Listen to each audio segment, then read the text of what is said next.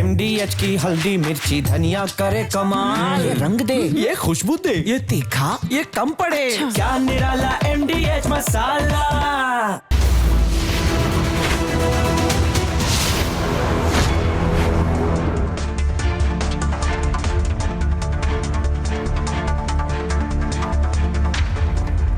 नमस्कार, बहुत स्वागत है आपका। आपके साथ मैं हूं मृदुल शर्मा और आप सभी को रिपब्लिक भारत के पूरे परिवार की ओर से दिवाली की बहुत बहुत शुभकामनाएं। दर्शकों, आज की सबसे पहली और बड़ी खबर आपको बता रहा हूं। प्रधानमंत्री नरेंद्र मोदी ने आज दिवाली पर दुनिया को बहुत बड़ा संदेश दे दिया है और मोदी की दिवाली इस बार नौसेना वाली रही। लेकिन दिवाली पर आज प्रधानमंत्री ने, जब आप लोग पूजा कर रहे हैं, घर में सुरक्षित हैं, तो क्या संदेश दिया है, सबसे पहले आपको दिखाता हूं।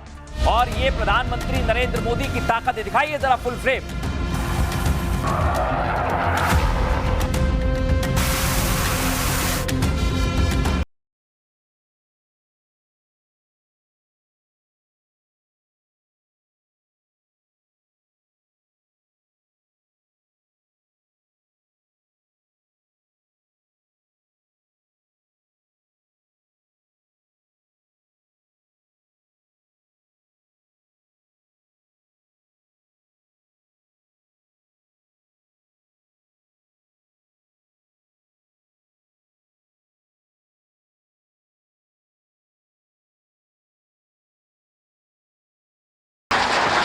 कसम सिंदूर की, वतन के गुरूर की, कसम सिंदूर की। उठा तिरंगा सीने में जब जल थल नभ में पुकार हुई, सिंदूर की लाली चमक उठी, प्रतिशोध की सीमा पार हुई। तन घनन घनन तन घनन घनन तन घनन घनन तन घनन घनन। लहरों में भी नौसेना की दुश्मन था निगरानी में, सागर की गहराई से भी उतर पड़े थे कहानी में। तिरंगा लहराया ऊंचा, देश की जीत और शान हुई। सिंदूर की कीमत उस दिन हर आतंकी को भान हुई।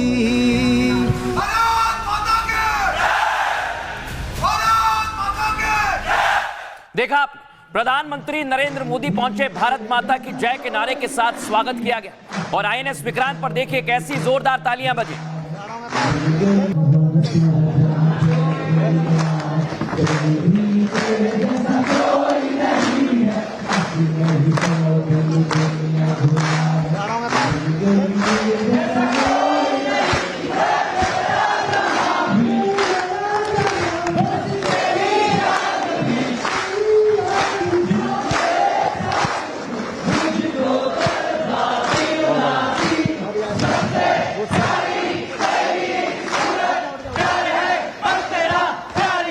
आपने प्रधानमंत्री नरेंद्र मोदी पहुंचे हुए थे और तालियों से स्वागत किया गया।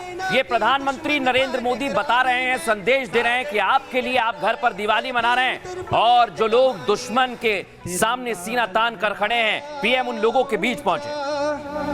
देश की जीत और शान हुई, सिंदूर की कीमत उस अब मैं आपको बताता हूं, जो सैनिक है, आप देखिए कैसे PM ने उनका मनोबल बढ़ाया, हाथों से मिठाई खिलाई। जो दिवाली की मिठाई आप अपनों से खाना पसंद करते हैं, आज PM जवानों के बीच पहुंचे और नौसेना के जवानों को अपने हाथ से मिठाई खिलाकर दिवाली की शुभकामनाएं। मेरे शरीर के हर हिस्से पे हिंदुस्तान लिख देना।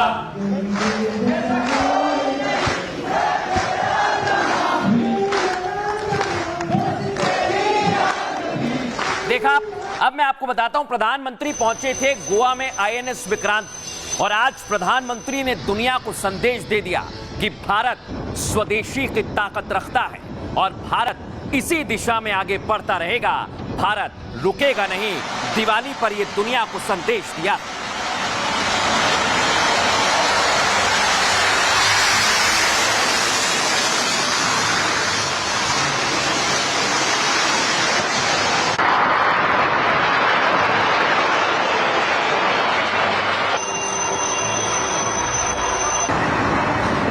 ये शिप भले लोहे के हो, लेकिन जब आप उस पर सवार होते हैं ना, तब वो जांबाज जीवित सैन्य बन जाता है। जब दिल्ली से निकला था तो मन करता था कि मैं भी इस पल को जी लूं, लेकिन साथियों, आप लोगों का परिश्रम, आप लोगों की तपस्या, आप लोगों की साधना, आप लोगों का समर्पण, ये इतनी ऊंचाई पर है, इतनी ऊंचाई पर है कि मैं उसे जी नहीं पाया, लेकिन जान जरूर पाया हूं। मैं रात जब सोया, कल थोड़ा जल्दी सोया, जो कभी सोता नहीं हूं। शायद जल्दी सोने का कारण भी ये होगा कि आपको जब कल दिन भर देखा तो भीतर जो संतोष का भाव था, वो नींद मेरी नहीं, संतोष की नींद थी। यही संतोष है देशवासियों को इस बीच जवानों के साथ डिनर किया है। प्रधानमंत्री नरेंद्र मोदी ने, देख रहे हैं आप, जवानों के साथ उन्होंने खाना खाया है और यही संदेश बताता है कि प्रधानमंत्री के लिए भारत का हर शख्स, चाहे वो सेना पर तैनात जवान हो, वो कितने महत्वपूर्ण हैं।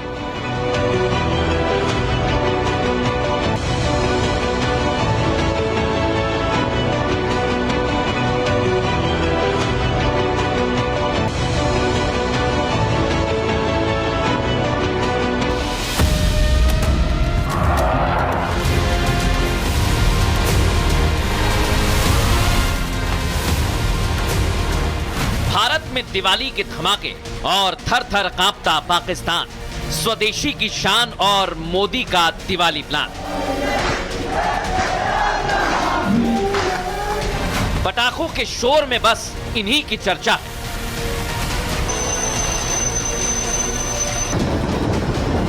पीएम मोदी आज 12वीं बार जवानों के साथ दिवाली मना रहे थे। जगह थी अरब सागर का शेर आईएनएस विक्रांत, जिसकी मार से पाकिस्तान कांपता है और चीन चौंक जाता है। उसी विक्रांत पर भारत का दिवाली धमाका आज पूरी दुनिया ने देखा।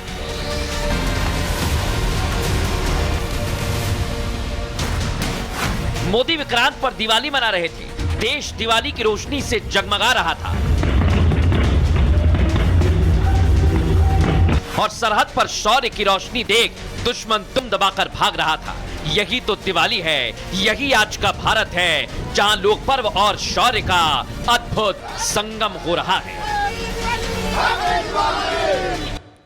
देखा आपने दर्शकों, यही वो सेना के जवान हैं जिनकी वजह से आप इस समय घर पर पूजा कर रहे हैं या पूजा करने के बाद आतिशबाजी कर रहे हैं। लेकिन इन्हीं जवानों के बीच पहुंचे प्रधानमंत्री नरेंद्र मोदी और प्रधानमंत्री के दिवाली नौसेना वाली। आज पूरी दुनिया में दिवाली का जश्न मनाया जा रहा है। दर्शकों, पीएम मोदी आज 12वीं बार जवानों के साथ दिवाली मनाने पहुंचे।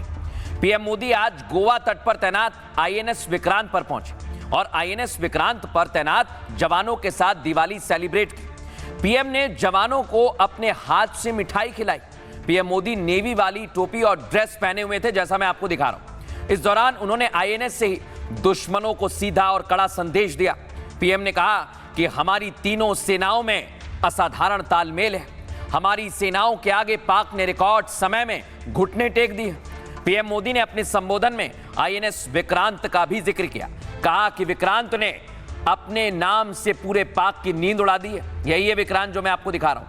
इस दौरान पीएम मोदी ने स्वदेशी और आत्मनिर्भरता की भी बात कही। प्रधानमंत्री नरेंद्र मोदी ने आज कैसे पाकिस्तान को संदेश दिया, सुनवाता हूं आपको। आज का ये दिन अद्भुत है। ये क्षण यादगार है। ये दृश्य अद्भुत है। आज मेरे एक और अथाह समंदर है, तो दूसरी ओर मां भारती के वीर सिपाहियों का अथाह सामर्थ्य है। साथियों, आईएनएस विक्रांत पर बिताई कल की रात इस अनुभव को शब्दों में कहना कठिन है। मैं देख रहा था जो उमंग उत्साह से आप भरे हुए थे, और जब मैंने देखा कि आपने स्वरचित गीत गाए कल, और शायद आपने गीतों में जिस प्रकार से ऑपरेशन सिंदूर का वर्णन किया, शायद को कवि इस अनुभूति को प्रकट नहीं कर पाएगा जो युद्ध के मैदान में खड़ा जवान कर पाता है। साथियों, समुद्र की गहरी रात और सुबह का सूर्योदय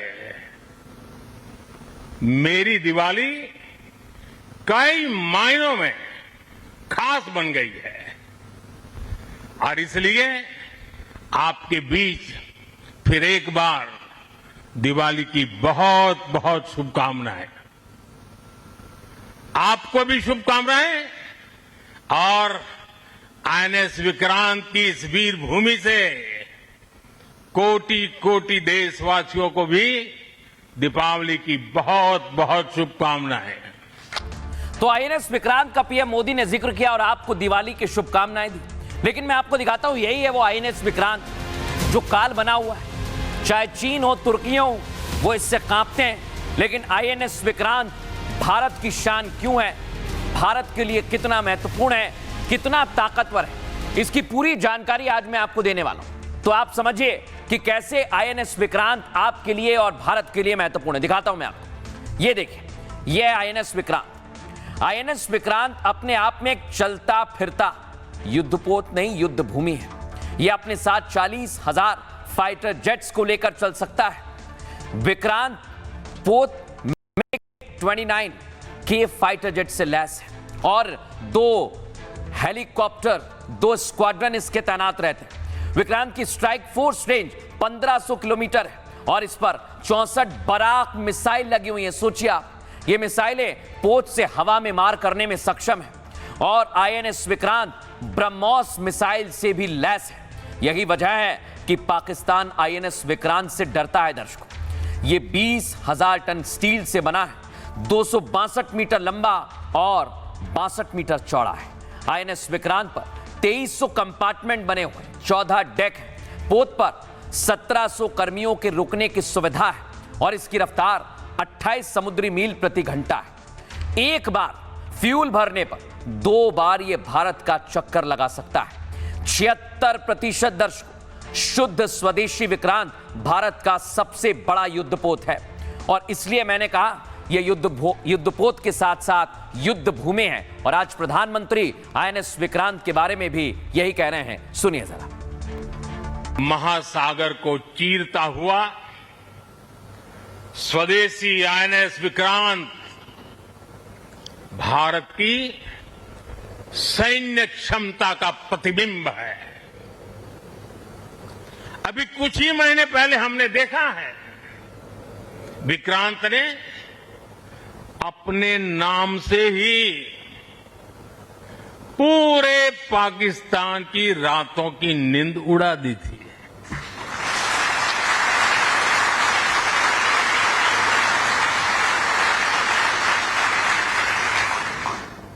जिसका नाम ही दुश्मन के साहस का अंत कर दे, वो है आईएनएस विक्रांत। देखा दर्शकों आपने, प्रधानमंत्री ने बताया कि पाकिस्तान की भी नींद उड़ गई है, कांप रहा है आईएनएस विक्रांत के नाम से। लेकिन एक्सपर्ट क्या कह रहे हैं, कितना महत्वपूर्ण है हमारे लिए, सुनिए जरा।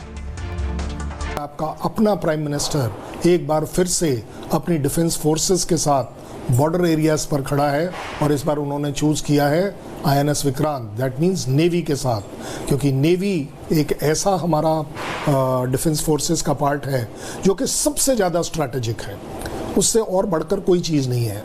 वो हमारा एक तरह से हम कह सकते हैं आखिरी दाव होगा जब भी कभी हमें खेलना है, क्योंकि अगर नेवी ने स्ट्राइक करी तो पाकिस्तान तो छोड़िए पूरी दुनिया हिल जाएगी। अब मैं आपको बताता हूं दर्शकों कि कैसे आज जवानों ने पूरी तरह से ऑपरेशन सिंदूर को संदेश दिया है और देशवासियों को बताया है कि भारतीय सेना आपकी सुरक्षा में, रक्षा में हमेशा तैनात रहेगी। देख रहे हैं आज ये ऑपरेशन सिंदूर का ध्वज लहराया है।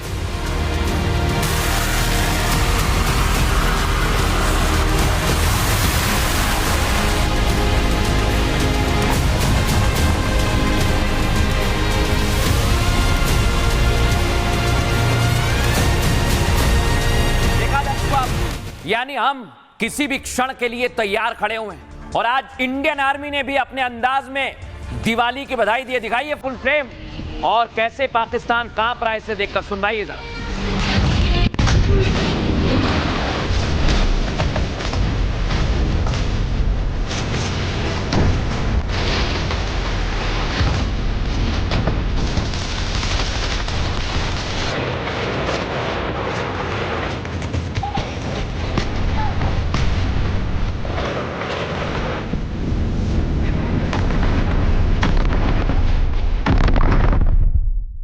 देखा आपने, इंडियन आर्मी ने बताया है कि हमारे लिए नेशन फर्स्ट है, राष्ट्र प्रथम है। और आज गीत के माध्यम से भी प्रधानमंत्री के सामने नौसेना के जवानों ने यही संदेश दिया है। सुनाते हैं आप।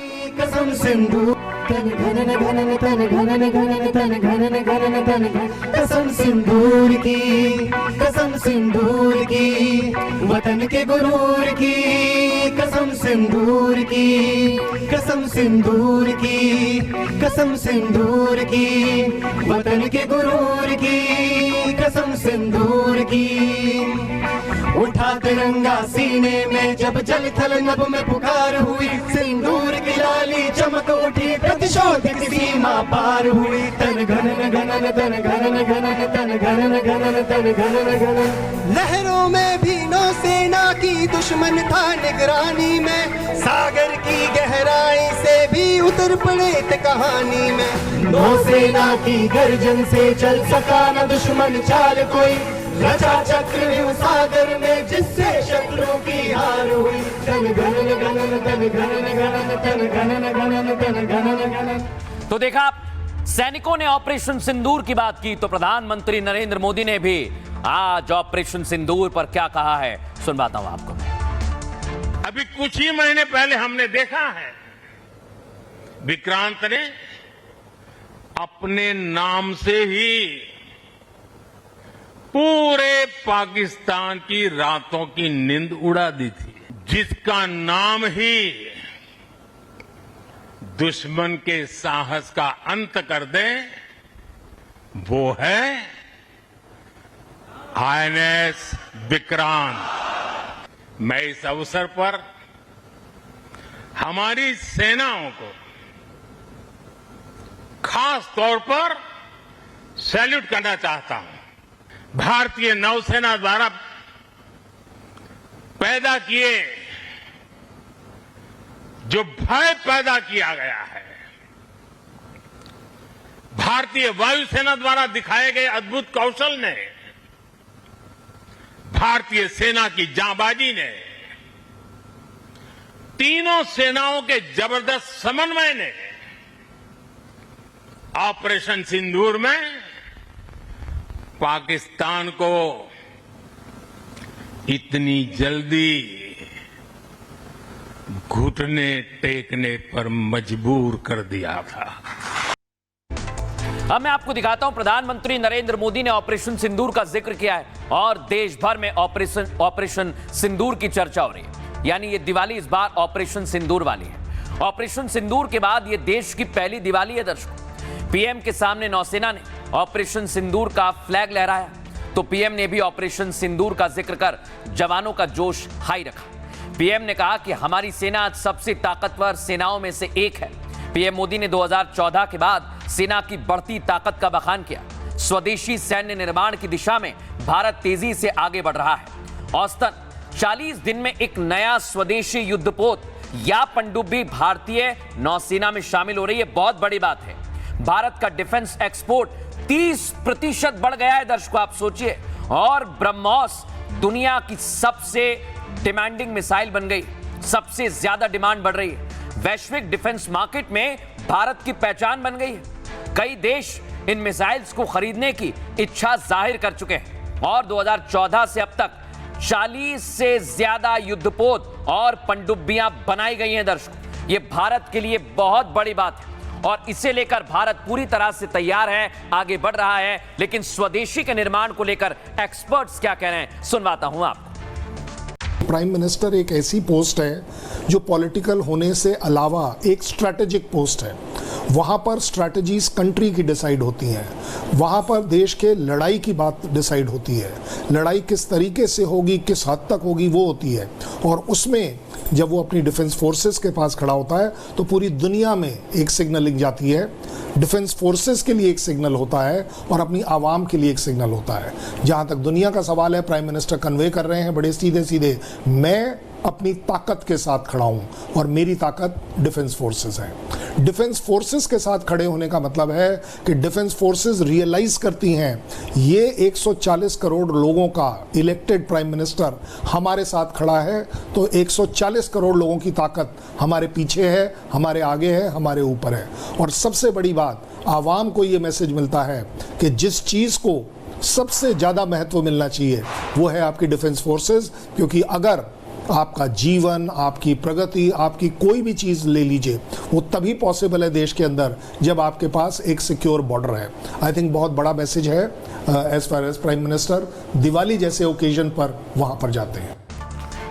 देखा दर्शकों, आप दिवाली पर जवानों के बीच पहुंचते हैं, लेकिन ये पहला मौका नहीं है। 2024 में भी कच्छ में सैनिकों के साथ पीएम मोदी ने दिवाली मनाई थी, उसकी तस्वीर मैं आपको दिखा रहा हूं। और प्रधानमंत्री देश ही नहीं, देशवासियों को और दुनिया को यह संदेश देते हैं कि कैसे आपको दिवाली मनानी है। लेकिन प्रधानमंत्री हर बार दिवाली पर इसी तरह के रंग दिखाते हैं और ये रंग लगातार हमें देखने को मिलते हैं और ये विरले हैं। जब देश का प्रधानमंत्री जाबाजों के साथ हो और हिंद के रणबांकुरे रात के अंधेरे में अपने शौर्य को प्रदर्शित कर रहे हैं, उस शौर्य से चीर कर समंदर के अंधकार को उजाले से भर दें, तब भारत की विजय है दर्शकों। पीएम मोदी ने पीएम के तौर पर 12वीं बार दिवाली जवानों के साथ मनाई। आईएनएस विक्रांत पर पीएम मोदी को देख जवानों का जोश हाई रहा, जवान गदगद दिखाई दिए। वेलकम सर के नारों से अरब सागर आज गूंज उठा। इतना ही नहीं, पीएम ने आईएनएस विक्रांत पर तैनात जवानों को हाथों से मिठाई खिलाई। सोचिए आप, देश का प्रधानमंत्री हाथों से मिठाई खिला रहा है और जवानों के साथ उन्होंने दिवाली मनाई। चेहरे पर साफ झलक दिख रही थी। ऐसा पहली बार नहीं है दर्शकों जब पीएम मोदी ने सैनिकों के साथ दिवाली मनाई। 2014 से लगातार 12वीं बार वो जवानों के साथ दिवाली मना रहे हैं। 23 अक्टूबर 2014 को पीएम के तौर पर उन्होंने पहली बार लद्दाख में सियाचिन ग्लेशियर में जवानों के साथ दिवाली मनाई थी। ये मोदी का दिवाली पर सरप्राइज विजिट था जिसने जवानों का जोश हाई कर दिया।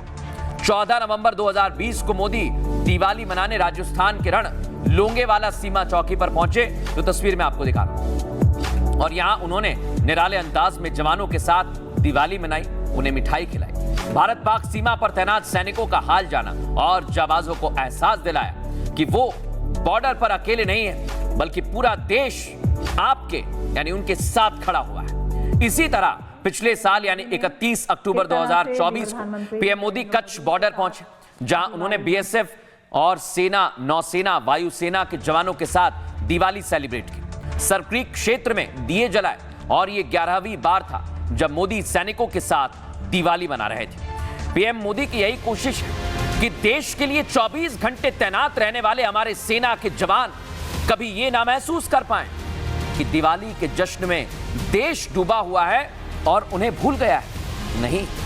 नहीं भूले हैं। बस यही कोशिश है, यही मिशन है और हर बार प्रधानमंत्री नरेंद्र मोदी इसी कोशिश में बॉर्डर पर जाते हैं और जवानों के साथ दिवाली मनाते हैं। लेकिन दर्शकों, सिर्फ देश भर में दिवाली नहीं मनाई जा रही, दुनिया भर में दिवाली की धूम है, जैसा मैंने आपसे कहा। और प्रधानमंत्री की फैन अमेरिकी सिंगर मैरी मिल्बन ने भी आज आरती अपने स्वरों में गाई है। सुनिए जरा।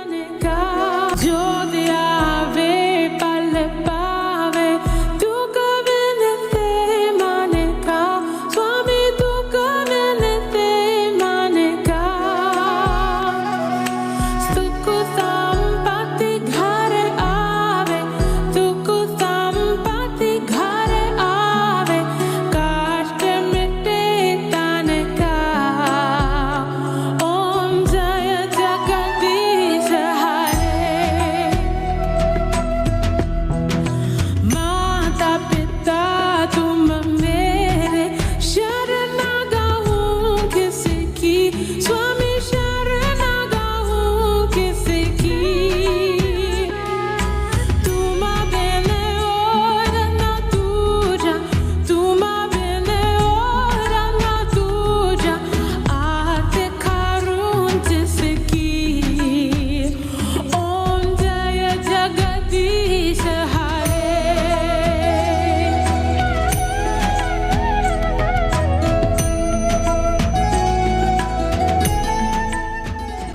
आपको दिखाता हूं सिर्फ भारत नहीं, यूएई यानी सऊदी में भी कैसे दिवाली मनाई जा रही और ये दुनिया को संदेश दिया जा रहा है कि दिवाली सभी का त्योहार है, प्यार का त्योहार है।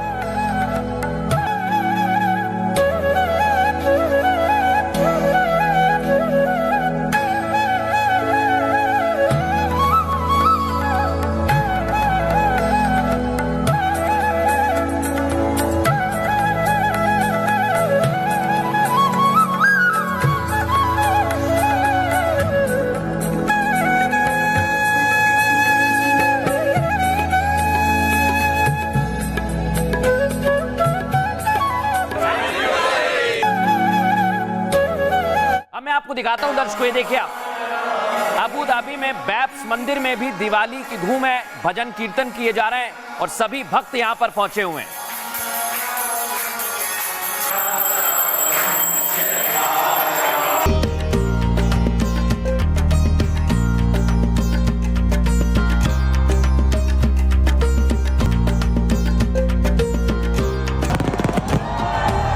देखा, दिवाली का जश्न दुनिया में मनाया जा रहा है। पाकिस्तान से भी कुछ वीडियो आए दर्शक जो बता रहे हैं पाकिस्तान में भी दिवाली का जश्न मनाया जा रहा है। लेकिन तो ये तो रही दुनिया की दिवाली दर्शक, लेकिन अब मैं आपको बताने वाला हूं कि भारत में आप लोगों ने यानी भारतवासियों ने ऐसी दिवाली मनाई कि दुनिया दंग रह गई। इसलिए आज हम कह रहे हैं गर्व से कहिए ये दिवाली स्वदेशी है। तस्वीरें दिखाइए।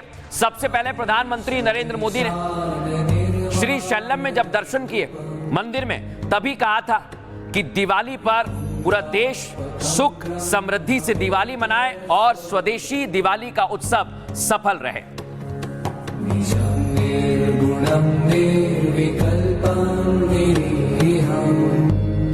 अब मैं आपको बताता हूं, आप लोगों ने भी दर्शकों दिवाली पर दिए खरीदे होंगे जो आप अभी जला रहे होंगे, लेकिन ये सारे दिए स्वदेशी हैं और आप लोगों ने छोटे छोटे कुम्हारों से दिए खरीदकर एक बहुत बड़ा रिकॉर्ड बनाया है जो मैं आपको आगे बताने वाला हूं। लेकिन प्रधानमंत्री नरेंद्र मोदी ने स्वदेशी का मंत्र दिया और यही मंत्र कामयाब रहा है। देखिए प्रधानमंत्री ने क्या मंत्र दिया। मेक इन इंडिया का आह्वान, स्वदेशी की भावना को प्रधानमंत्री नरेंद्र मोदी जी ने नई दिशा दी। 2014 में उन्होंने मेक इन इंडिया का आह्वान किया, जिसमें लक्ष्य देखा आप, यानी यह आह्वान किया गया था, लेकिन इसको कामयाब किसने बनाया? हर भारतवासी ने।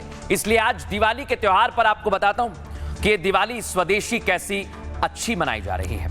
प्रधानमंत्री की स्वदेशी दिवाली दर्शकों, दिवाली पर पीएम मोदी ने बेहद खास मंत्र दिया। स्वदेशी दिवाली का संदेश आत्मनिर्भरता को बढ़ाता है। पीएम मोदी का लक्ष्य है 2047 तक भारत विकसित भारत बने और इस बार की स्वदेशी दिवाली इस दिशा में बहुत बड़ा कदम है। दरअसल दिवाली एक ऐसा त्योहार है दर्शकों जो हमारी संस्कृति को दर्शाता है। स्वदेशी दिवाली का संदेश परंपराओं को जीवित रखने की भी एक कोशिश है। साथ ही स्वदेशी उत्पादों को बढ़ावा देने से एमएसएमई को बहुत फायदा हुआ है, जो भारतीय अर्थव्यवस्था की रीढ़ है और रोजगार को बढ़ावा देती है। बड़ी बात तो यह है कि स्वदेशी संदेश पर्यावरण के प्रति भी बड़ा खास है। मिट्टी के दियों का उपयोग करने से पर्यावरण का प्रदूषण कम होता है। इसके अलावा पीएम का संदेश यानी मैसेज राष्ट्रीय एकता को मजबूत देने का भी है।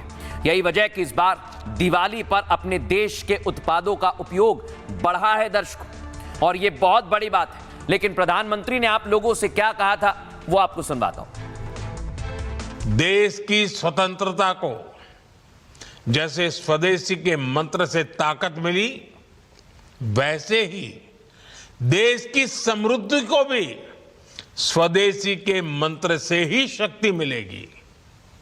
आज जाने अनजाने हमारी रोजमर्रा की जिंदगी में बहुत सी विदेशी चीजें जुड़ गई है, हमें पता तक नहीं है। हमें इनसे भी मुक्ति पानी होगी। हम वो सामान खरीदें जो मेड इन इंडिया हो, जिसमें हमारे देश के नौजवानों की मेहनत लगी हो। गर्व से कहो ये स्वदेशी है, गर्व से कहो मैं स्वदेशी खरीदता हूं, मैं स्वदेशी सामान की बिक्री भी करता हूं। ये हर भारतीय का मिजाज बनना चाहिए। जब ये होगा तो भारत तेजी से विकसित होगा। लेकिन दर्शकों, प्रधानमंत्री नरेंद्र मोदी की बात को आपने सिर आंखों पर रखा है, बैठाया है। यह मैं क्यों कह रहा हूं? क्योंकि दिवाली पर हमें यही दिखाई दिया। देश भर में धनतेरस से जो शुरुआत हुई है वो अब तक जारी है और दिवाली पर इस बार खूब खरीदारी हुई है। दर्शकों, मैं आपको आगे बताने वाला हूं आप लोगों ने कितनी शॉपिंग की है। अभी जो लोग पूजा कर रहे हैं, देख रहे हैं, कई लोगों के वाहन आए हैं नए, कई लोगों ने सोना चांदी खरीदा है और इसी तरह से खरीदारी बढ़ी है। यानी देश में दिवाली पर रिकॉर्ड खरीदारी हुई है। लेकिन दर्शकों, इस वक्त अगर आप दिवाली मना रहे हैं तो थोड़ा सा वक्त दीजिए और ये जानकारी जरूर नोट कर लीजिए कि आपने इस बार कितनी खरीदारी की है।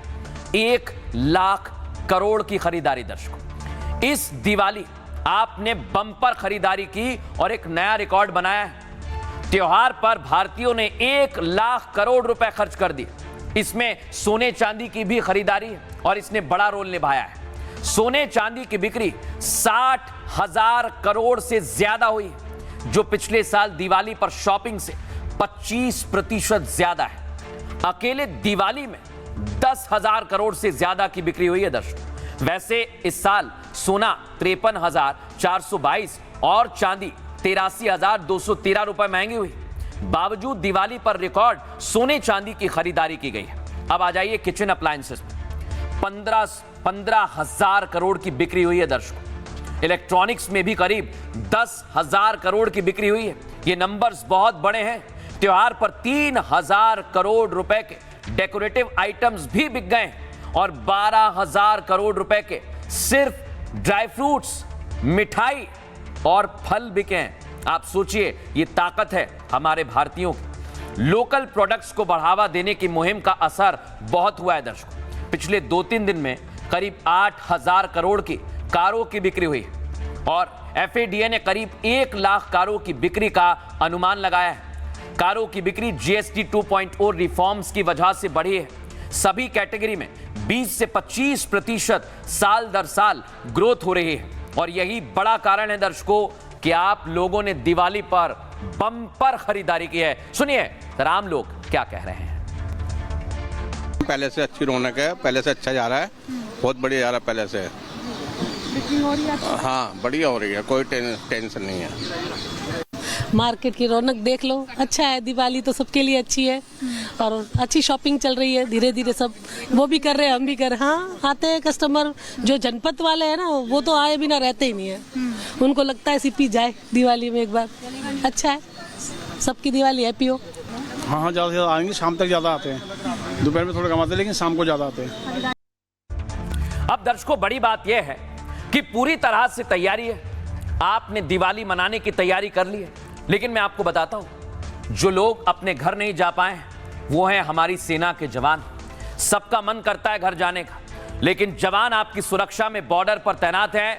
लेकिन वहां पर दिवाली के रंग वैसे ही हैं। दिखाता हूं मैं आपको अलग अलग रंग। सबसे पहले इंडियन एयरफोर्स ने दिवाली पर दुश्मनों को संदेश दिया है। देखिए जरा,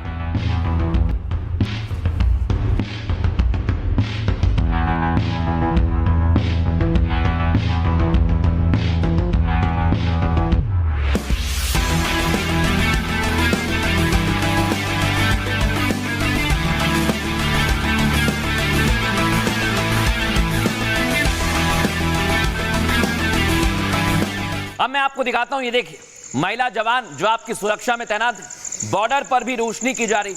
इसका सीधा मतलब यह है कि भारत की बेटियां भी आपकी सुरक्षा में बॉर्डर पर तैनात है और दिवाली मना रही हैं। जय हिंद। मैं सभी को हैप्पी दिवाली विश करना चाहूंगी। सभी घर पे अच्छे से दिवाली मनाएं और सुरक्षित रहें। एक गोली एक दुश्मन के लिए निश्चित है सर।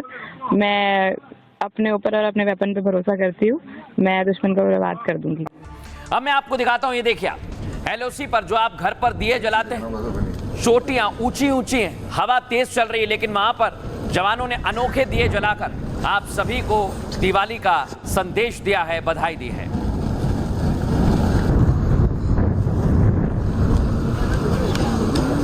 तो एलओसी पर जवान दिवाली मना रहे हैं। अब आपको लेकर चलता हूं अटारी बॉर्डर। ये देखिए, देश के हर कोने की दिवाली में आपको दिखा रहा हूं। अटारी बॉर्डर पर बीएसएफ के जवानों ने जमकर आतिशबाजी की है और यही संदेश देशवासियों को दिया है कि दिवाली पर दिए भी जलाइए और आतिशबाजी भी जमकर कीजिए।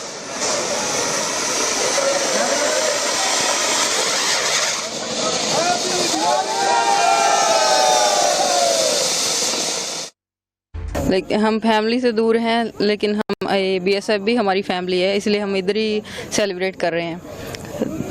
देशवासी अच्छे से दिवाली मना पाएँ, इसीलिए हम इधर ही बॉर्डर पे सेलिब्रेट कर रहे हैं। आज हम अपने बॉर्डर पे दिवाली मना रहे हैं। पहले हमने मंदिर परेड की और उसके बाद हमने पटाखे वगैरह इधर बॉर्डर पे चलाए। लोगों के लिए यही संदेश है कि इधर बॉर्डर पे भी हमारी फैमिली है, उनको ये ना सोचे कि हम फैमिली से दूर हैं, यहाँ भी हमारी फैमिली है, वो अपने साथ अपनी फैमिली के साथ अच्छे से दिवाली सेलिब्रेट करें। अब मैं आपको दिखाता हूं दर्शकों, अलग अलग बॉर्डर से हमारे पास तस्वीरें आ रही हैं। जवान दिवाली मना रहे हैं, ये ताजा तस्वीरें आपको दिखा रहा हूं मैं। अलग अलग इलाकों से इसी तरह की आतिशबाजी की तस्वीर आ रही है।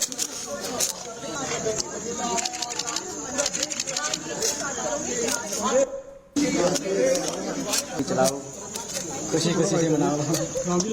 सर ऐसा है कि कोई भी ऐसा अब मैं आपको दिखाता हूं, बॉर्डर से सीधा संदेश दुश्मन देश को दिया जा रहा है। सुनिए जरा, और दिवाली की बधाई दी जा रही है। गल नाल हो लोकी कहंदे विच फौज दे मौजां बड़ियां ने, पर संसाए के माने गल नाल लाउणा है के नहीं।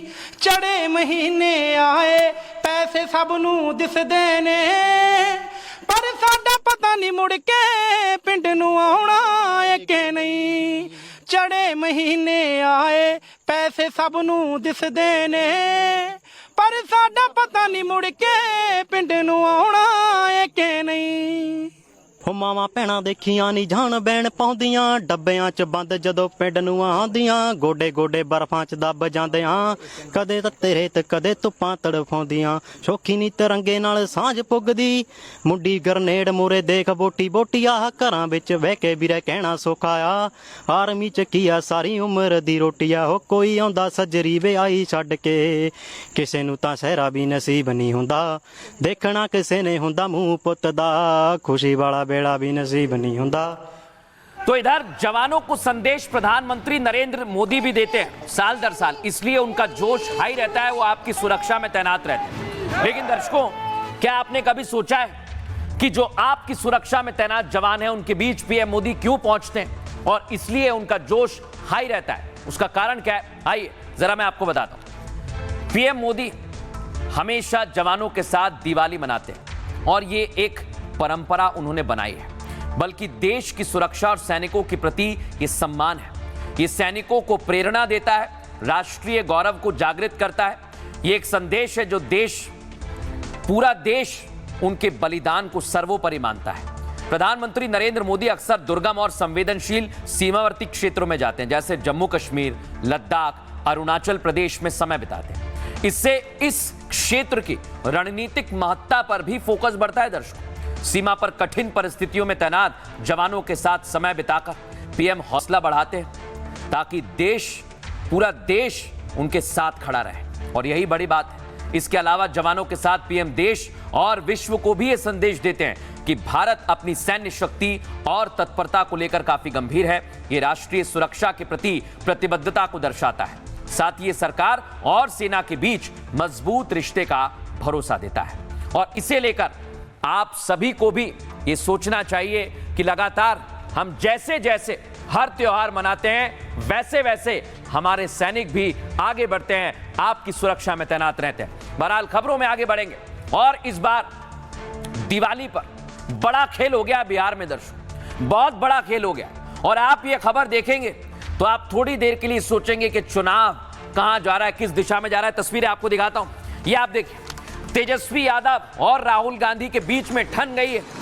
तेजस्वी को राहुल सीएम नहीं मान रहे, ये तय हो गया है, और आरजेडी खेमे में भी इस बात की चर्चा जोरों शोरों से हो रही है। तस्वीर दिखाइए, आज इधर तेजस्वी कह रहे हैं कि मैं सीएम बनूंगा, लेकिन राहुल गांधी कह रहे हैं कि चुनाव के बाद फैसला होगा, और इधर मुकेश सैनी कह रहे हैं मैं तो डिप्टी सीएम हूं। अब इधर क्या करेंगे क्या ना करें, सबसे बड़ी असमंजस की स्थिति यही है बिहार में। अगली तस्वीर दिखाइए। इस बीच राहुल गांधी एक बार फिर जलेबी बनाते दिखाई दी। जैसे हरियाणा में जलेबी की और इमरती की चर्चा थी, आज राहुल गांधी उसी तरह जलेबी और इमरती बना रहे हैं चुनाव से पहले। ये सही आया था बट इतना सही नहीं है। बड़े बड़े पुराने लोग आए।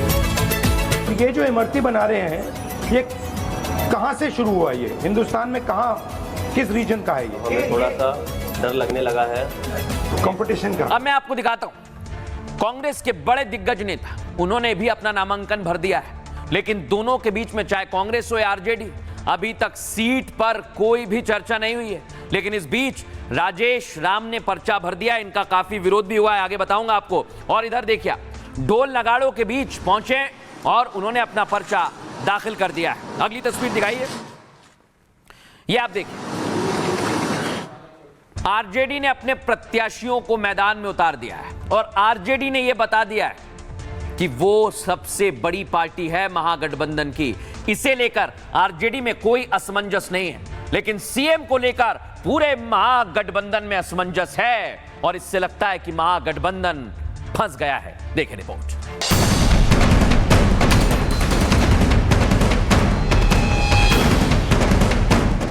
बिहार में बड़ी दिवाली पर बड़ा धमाका हो गया। कांग्रेस ने तेजस्वी यादव के साथ खेला कर दिया। कांग्रेस ने तेजस्वी को सीएम का चेहरा मानने से इनकार कर दिया। खबर है कि महागठबंधन में अब कोई मुख्यमंत्री का चेहरा नहीं होगा। आज दूसरे चरण के नॉमिनेशन का आखिरी दिन भी खत्म हो गया, लेकिन महागठबंधन में सीटों पर तालमेल नहीं हो पाया। 12 जगह कैंडिडेट उतार दिया गया, डबल। इससे गठबंधन चलती है? हाँ, क्षमता क्यों नहीं है बोलने की? कांग्रेस को निर्णय लेना चाहिए। तो सवाल ये कि क्या महागठबंधन में अभी से ये शुरुआत है? क्या चुनाव बाद इससे भी बड़ा झगड़ा होने वाला है? अगर महागठबंधन जीतता है तो क्या तेजस्वी सीएम होंगे या कांग्रेस पार्टी तेजस्वी को सीएम बनाने से तब भी इनकार कर देगी? क्योंकि अमित शाह ने दो टूक कहा कि तेजस्वी यादव जेल जाने वाले हैं। एनडीए पर भरोसा करिए, जंगल राज को हम आने नहीं देंगे, बिहार में घुसने। ऐसे में अब राहुल के पास बहाना भी होगा और 2029 और 30 की चुनावी तैयारी का मौका भी। लेकिन 2025 में एनडीए दो टूक ऐलान कर रहा है कि 14 नवंबर को दूसरी दिवाली होगी। एनडीए के नेताओं की दिवाली 14 नवंबर को मनेगी, जब एक प्रचंड जीत के साथ एक बार फिर बिहार में हम लोग एनडीए की सरकार बनाएंगे। देखा दर्शकों आप, यानी यहां पर दावे किए जा रहे हैं, लेकिन राहुल गांधी ने तेजस्वी को ठेंगा दिखा दिया है। ये मैं क्यों कह रहा हूं, आइए आपको समझाता हूं। बिहार में आज नॉमिनेशन खत्म हो गए दर्शकों। आज महागठबंधन के 34 कैंडिडेट्स ने पर्चा भर दिया है। नॉमिनेशन के आखिरी दिन आरजेडी ने अपनी लिस्ट जारी की। तेजस्वी यादव की इस लिस्ट में 143 कैंडिडेट्स के नाम है, जिसका सीधा मतलब ये कि आरजेडी 143 सीटों पर लड़ रही है। कांग्रेस लेफ्ट और वीआईपी की सीटों को लेकर अब तक सस्पेंस बना हुआ है, क्योंकि 12 सीटों पर महागठबंधन की पार्टी आमने सामने है। कोई भी पार्टी अपने उम्मीदवार वापस लेने को तैयार ही नहीं। और सबसे भयंकर लड़ाई राहुल और तेजस्वी के बीच में है दर्शकों। ना तेजस्वी झुक रहे हैं, ना राहुल गांधी झुक रहे हैं। कांग्रेस ने तेजस्वी को सीएम चेहरा मानने से इनकार कर दिया है। कई राउंड की बैठक के बाद कांग्रेस तेजस्वी के नाम पर तैयार नहीं है। बड़ी खबर बता रहा हूं। दरअसल कांग्रेस ने तेजस्वी के सामने 61 सीटों की मांग रखी, लेकिन तेजस्वी ने 55 से ज्यादा सीट देने से मना कर दिया। और तेजस्वी के इनकार के बाद कांग्रेस ने भी ठेंगा दिखा दिया। कांग्रेस ने दो टूक कह दिया कि चुनाव के बाद सीएम तय कर लेंगे। दरअसल एक वक्त लगभग सहमति बन गई थी। इनमें एक सीएम और 3 डिप्टी सीएम पर बात हो गई थी। दरअसल ये हालात बने भरोसा टूटने की वजह से।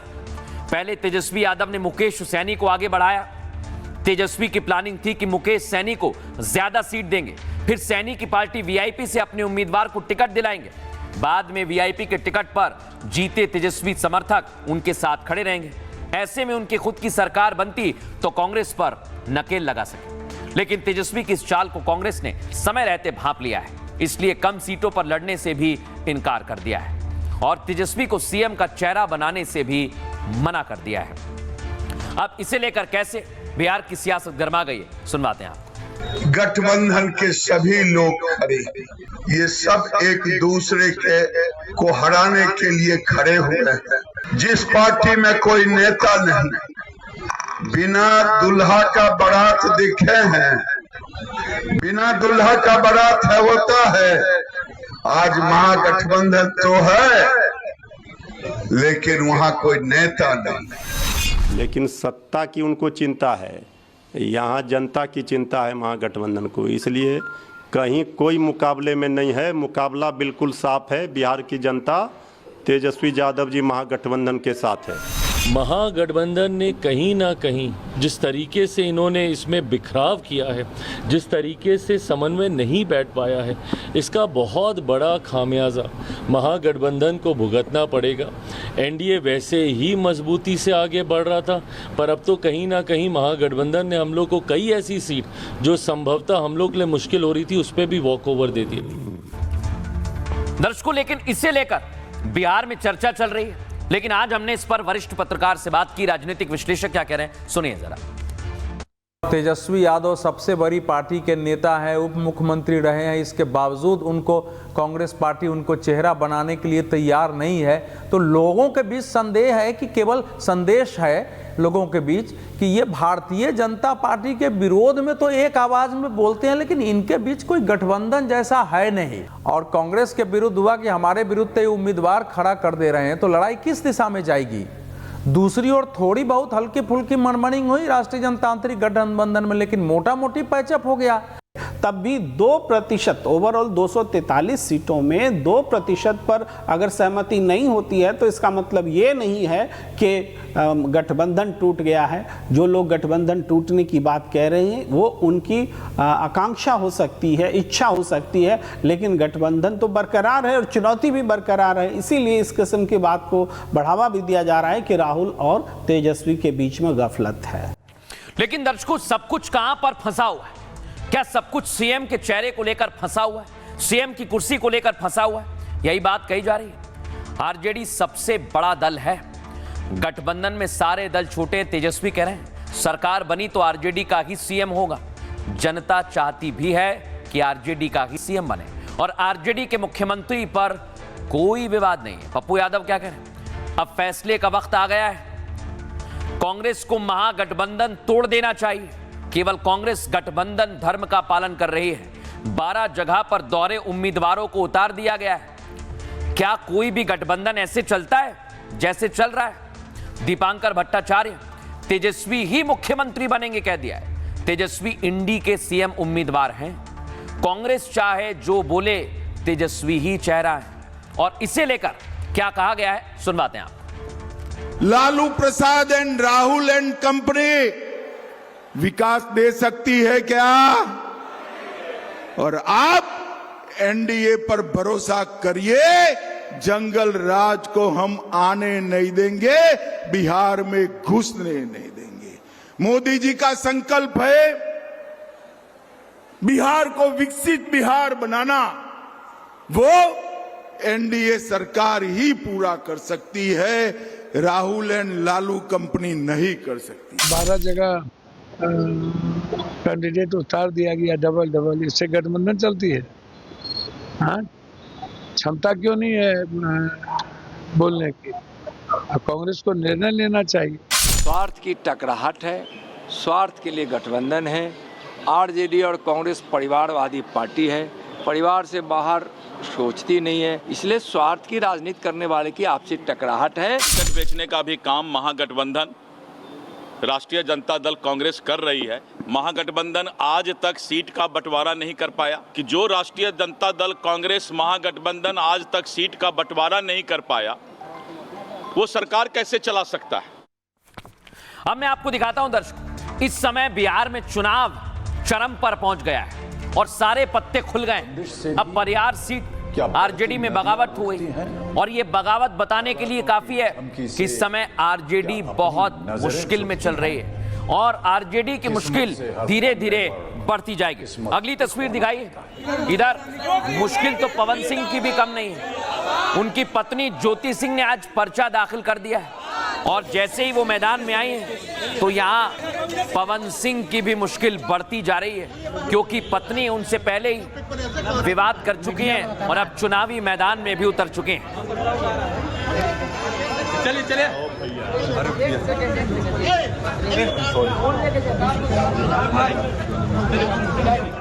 अब दर्शकों, इधर महागठबंधन में मीटिंग जरूर चल रही, लेकिन अभी तक सीटों को लेकर कुछ नहीं हुआ और इसका सीधा मतलब यह है कि बिहार में बगावत ही बगावत है, चाहे आरजेडी में हो या फिर अलग अलग पार्टियों में। एक तरफ महागठबंधन में मारामारी है तो दूसरी तरफ बीजेपी नेता ने बाहुबलियों के खिलाफ मोर्चा खोल रखा है। बीजेपी के पूर्व सांसद और पूर्व केंद्रीय मंत्री राजकुमार सिंह ने बाहुबलियों के खिलाफ आवाज उठा दी। आरके सिंह ने बिहार के कई नेताओं के खिलाफ चिट्ठी लिखी है, जो मैं आपको दिखा रहा हूं। उनकी ये चिट्ठी बिहार की जनता के नाम है। जो बिहार के हैं वो सुने। अगले महीने वोट करने जा रहे हैं। आरके सिंह के टॉप टारगेट में बाहुबली अनंत सिंह है। ये है अनंत सिंह। नीतीश कुमार के टिकट पर मोकामा से मैदान में है। उन्होंने लिखा कि बिहार के लोगों के लिए बच्चों का भविष्य बनाने का मौका आ गया है। ऐसे में अनंत सिंह जैसे उम्मीदवारों को अपना वोट ना दें। अनंत सिंह पर हत्या, नरसंहार और अपहरण जैसे गंभीर आरोप है। आरके सिंह ने आरजेडी नेता सूरज भान को डॉन बता दिया। सूरज भान ने अपनी पत्नी वीणा देवी को मोकामा में अनंत सिंह के खिलाफ मैदान में उतारा है। उनका कहना है सूरज भान पर कई राज्यों में हत्या के आरोप लगे और वो कभी डॉन रहा करता था। चूंकि खुद चुनाव नहीं लड़ सकता, इसलिए अपनी पत्नी को मैदान में उतार दिया। अपनी पार्टी के नेता और डिप्टी सीएम सम्राट चौधरी को भी उन्होंने नहीं छोड़ा। उन्होंने सम्राट चौधरी को हत्या का आरोपी बता दिया। फर्जी सर्टिफिकेट मामले में सवाल उठाए। दरअसल आरके सिंह की लिस्ट में कई और नाम भी हैं दर्शकों, और इसको लेकर बिहार में घमासान मचा हुआ है। सुनिए जरा। गठबंधन के विधायक एक दूसरे पर अविश्वास कर रहे हों, दल का नेतृत्व लाचार हो, कांग्रेस जैसी पार्टी का, और राहुल गांधी जी टुकटुकी लगा के देख रहे हैं, यह निश्चित रूप से चिंता का सबब लोकतंत्र के लिए। कभी वोट अधिकार यात्रा, कभी बिहार अधिकार यात्रा, और सबकी ऊर्जा का व्यय करके जिस तरह से टिकटें बेची गई, जिस तरह से गठबंधन के अंदर सिर्फ उटव्वल है, जिस तरीके का कोहराम है, कहीं तस्वीर स्पष्ट नहीं है। और इसका नुकसान पहले से ही कमजोर महागठबंधन को और ज़्यादा भुगतना पड़ेगा। ये पूरी तैयारी की जा रही है दर्शकों। अब खबरों में आगे बढ़ेंगे और आपको बताता हूं मैं, डोनाल्ड ट्रंप पूरी तरह से धमकी देने पर उतारू हो गए हैं, लेकिन ट्रंप का दिवाली पर दिवाला निकल गया है दर्शकों। ये मैं क्यों कह रहा हूं, आइए आपको समझाता हूं। ये आप देखिए, ट्रंप अपने आप को बता रहे हैं कि मैं नोबेल पुरस्कार का सबसे प्रबल दावेदार था, नोबेल नहीं मिला, अपनी तारीफ कर रहे हैं। लेकिन अप्रूवल रेटिंग में उनका ग्राफ लगातार घटता जा रहा है। 61% लोग डिसअप्रूव करते हैं, और ये शिकागो की कंपनी ने सर्वे किया है, जिसकी वजह से ये दावा किया जा रहा है कि टैरिफ के चक्कर में ट्रंप फंस गए। और अब डोनाल्ड ट्रंप भारत पर एक बार फिर से धमकी देने पर उतारू हो गए और टैरिफ लगाने की धमकी दे रहे हैं। वो कह रहे हैं कि मैं फिर से टैरिफ लगाऊंगा, जबकि भारत पर टैरिफ लगाया गया है। लेकिन मैं आपको दिखाता हूं दर्शकों, ये धमकी क्यों दी जा रही है। बार बार वो रूस और भारत की मित्रता से तंग आ गए हैं। वो बार बार रूस से तेल आयात का जिक्र करते हैं, तेल खरीदने का जिक्र करते हैं और टैरिफ लगाने की धमकी देते हैं। लेकिन इतना ही नहीं दर्शकों, रूस से उन्होंने ये भी दावा कर दिया था कि भारत ने कह दिया है कि वो तेल नहीं खरीद रहा है।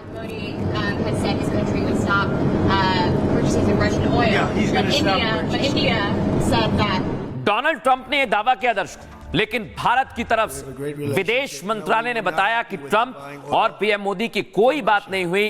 ट्रंप सिर्फ और सिर्फ बातें बना रहे हैं, इसलिए उनकी रेटिंग लगातार गिरती जा रही है, क्योंकि उन पर भरोसा दुनिया का कम होता जा रहा है।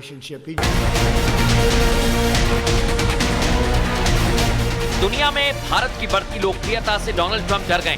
दूसरे देशों से भारत की दोस्ती से डोनाल्ड ट्रंप जलने लगे हैं। दरअसल ट्रंप इतने कंफ्यूज हो गए कि झूठ पर झूठ बोल रहे हैं। कभी पीएम मोदी से बात करने का दावा करते हैं, तो कभी भारत से अच्छे संबंध की दोहाई देते हैं। बड़बोलेपन में उनकी पॉपुलैरिटी भी गिर गई है। ट्रंप का बड़बोलापन उनकी गंभीरता पर सवाल उठा रहा है। बयानवीर बनने की कोशिश में नोबेल प्राइज हाथ से निकल चुका है और एक बार फिर हाई टैरिफ की धमकी ट्रंप दे रहे हैं। लेकिन ट्रंप ये जानते नहीं हैं कि ये नया भारत है जो डरना नहीं डराना जानता है। और भारत ने सीधे ट्रंप के जितनी भी दावे और बातें वो कर रहे हैं इसको लेकर अपनी तस्वीर साफ कर दी है। लेकिन दुनिया कैसे ट्रंप पर भरोसा नहीं कर रही है आपको बताता हूं। अमेरिकी राष्ट्रपति ट्रंप को बड़ा झटका लगा है। डोनाल्ड ट्रंप अब अपनी विश्वसनीयता खोते जा रहे हैं। दर्शकों, शिकागो की एक सर्वे कंपनी ने गिरावट का दावा किया। 61% लोगों ने ट्रंप के फैसले पर असहमति जताई। सिर्फ 37% ही ट्रंप के फैसले को ठीक बता रहे हैं। लोगों का कहना है कि ट्रंप के फैसले हैरान करने वाले हैं, चौंकाने वाले हैं। इधर भारत रूस के बीच तेल व्यापार से ट्रंप नाराज है। ट्रंप चाहते हैं कि रूस से तेल का व्यापार भारत बंद करे। ट्रंप ने फिर कहा उन्हें पीएम मोदी से भरोसा मिल गया है, भारत जल्द ही रूसी तेल खरीदना बंद कर देगा। साथ ही अमेरिकी राष्ट्रपति ट्रंप ने एक चेतावनी दे दी, नई दिल्ली अगर ऐसा नहीं करेगा तो वो भारी टैरिफ लगाएंगे। ट्रंप ने ये बातें अपने प्लेन एयरफोर्स 1 में कही है। और जब ट्रंप से पूछा गया कि भारत ने तो आपके दावे को खारिज कर दिया है, तो ट्रंप ने कहा मैंने पीएम मोदी से बात की थी, बातचीत के दावे को भारत खारिज कर चुका है। ये आपको बता रहा हूं मैं। 16 अक्टूबर को भारत ने कहा कोई बात नहीं हुई। अब एक बार फिर ट्रंप ने बातचीत का दावा कर दिया है। बता दें अमेरिका ने भारत पर 50% टैरिफ लगाया है। इसमें 25% टैरिफ रूस से तेल खरीदने के लिए लगाया गया। भारत दुनिया का तीसरा सबसे बड़ा तेल आयातक देश है और इसीलिए डोनाल्ड ट्रंप काफी परेशान हो रहे हैं क्योंकि भारत रूस के साथ मित्रता रखता है और अपने हिसाब से फैसले ले रहा है। सुनिए जरा डोनाल्ड ट्रंप क्या करें। Well, then they're going to just keep paying a lot of tariffs. If they said that, but I don't believe they said that. No, I spoke with Prime Minister Modi of India, and he said he's not going to be doing the Russian oil thing. So that's I want to see it stop. So I was not happy that India was buying oil, and he assured me today that they will not be buying oil from Russia. That's a big stop. Now I got to get China to do the same thing. You know, that is relatively easy compared to what we just did over the last. अब दर्शकों, Donald Trump जो दावा कर रहे हैं उसको लेकर भारत ने दो टूक जवाब दिया है। सुनिए जरा भारत के विदेश मंत्रालय ने क्या कहा है। जो अमेरिका से जो टिप्पणी आया ऊर्जा को लेके, उस पर हम लोगों ने अपनी एक प्रेस विज्ञप्ति, एक स्टेटमेंट जारी किया है। तो मैं आपसे कहूँगा कि जो हम लोगों ने स्टेटमेंट आज सवेरे आप लोगों के सामने रखा है उस पर आप नज़र डालिए। जहाँ तक टेलीफोन की बात है तो उसमें मैं ये कह सकता हूँ कि मेरी जानकारी के हिसाब से प्रधानमंत्री और राष्ट्रपति ट्रंप के बीच में कोई बातचीत नहीं। देखा दर्शकों आपने, भारत ने दो टूक जवाब दे दिया है और बता दिया है कि भारत किसी के आगे झुकेगा नहीं। और दर्शकों, इसी से जुड़ा हुआ आज हमारा सूत्र भी है। आज दिवाली का त्योहार आप सभी मना रहे हैं और प्रसिद्ध शिक्षाविद डॉक्टर सच्चिदानंद जोशी आत्मनिर्भरता और दिवाली के लिए लिखते हैं, करें बात हम आत्मनिर्भरता की, हो स्वदेशी का जय घोष, ले संकल्प हम विकसित देश का, जन जन में हो सुख संतोष, मिटाएं अंधकार अविश्वास का, फैलाएं आश्वस्ति का उजियारा, दूर भगाएं अराजकता के दानव को, सद्भाव से परिपूर्ण हो देश हमारा। एक दिया सज्जन शक्ति का कर देता अंधकार का नाश, एक ज्योति आत्म प्रेरणा की करती जग में पूर्ण प्रकाश। सभी को एक बार फिर से दर्शकों प्रकाश के इस पर्व की ढेर सारी शुभकामनाएं और बधाई। फिलहाल भारत की बात है में इतना ही। आप बहुत ख्याल रखिए। नमस्कार, जय हिंद, जय भारत।